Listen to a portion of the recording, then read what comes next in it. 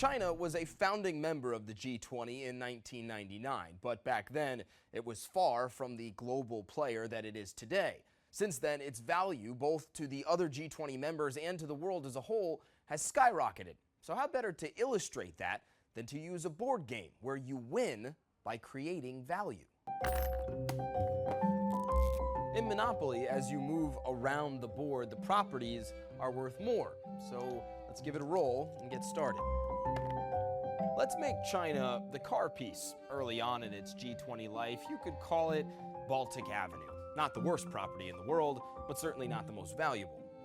In fact, when the G20 first begins, China is only the 6th largest economy in the world, roughly on par with Italy's. Another roll, though, and China kicks off one of the most successful decades for any economy in history.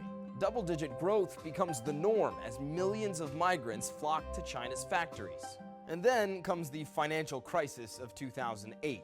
Most of the G20 economies have big problems, ending up in jail. Meanwhile, China is just visiting, emerging from the crisis relatively unscathed. And as the rest of the world struggles to recover, China's global worth soars. It zooms past the mid-level properties, driven in part by a boom in the construction industry. Then, in 2010, as Japan continues to falter, China overtakes it as the 2nd largest economy in the world.